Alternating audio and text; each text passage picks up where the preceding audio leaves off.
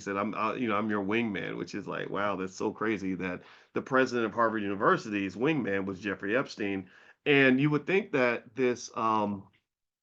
you would think that this was something that happened before people knew that Epstein was Epstein, right? Before they knew that he was doing dirty stuff and whatever, right? The stuff that he's accused of. But it wasn't. It was actually after. It was actually after he'd been convicted, right? So that makes it even like a double whammy, right? And so here's the thing. I want to talk about it, but I don't want to talk about it from like a gossipy standpoint, right? There's plenty of salacious stuff to get into if that's your thing. I thought about it just from a financial psychology standpoint.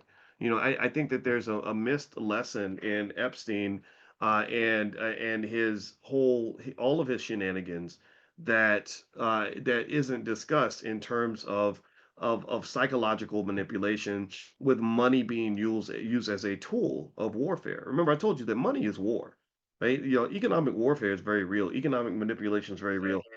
Happens to black people all the time.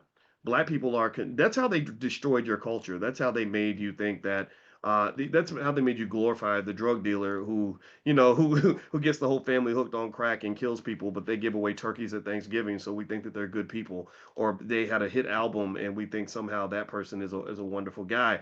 And so this, so white folks have their own version of this in the Epsteins of the world. And and this person who got duped by this is not a stupid man. Lawrence Summers is I mean, let me just say this: Lawrence Summers, agree with him or not, if you know his background, he's a badass. This guy, as far as finance and economics, he's one of the leading thinkers on the planet when it comes to this field. Like, so you would think that this guy, genius level intelligence, a tremendously high level economic thinker, would be the last person on earth to fall for that rope a dope. Where you're kicking it with Jeffrey Epstein, knowing that Epstein is Epstein, right?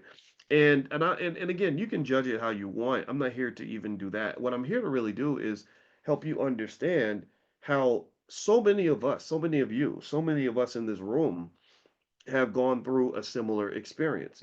Many of you have had scenarios where people got up next to you and they were up to no good, but there was something that got you to let your guard down.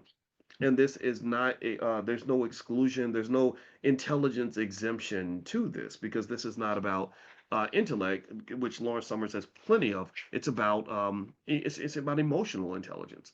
It's about sort of how you view yourself, what matters to you, what are you trying to acquire. And remember, one of the biggest reasons that I talk to you guys about money and explain that all money ain't good money is because when or as Denzel said, Denzel Washington, right after Will Smith went on stage and slapped Chris Rock, he said, right when you're at your peak, that's when the devil shows up. And my interpretation of that statement is that the devil is the dark side. The devil is your weaknesses, or the things that you lust after, the things that you want. Like, so in this case, Lawrence Summers wanted this woman and he wanted the money, right?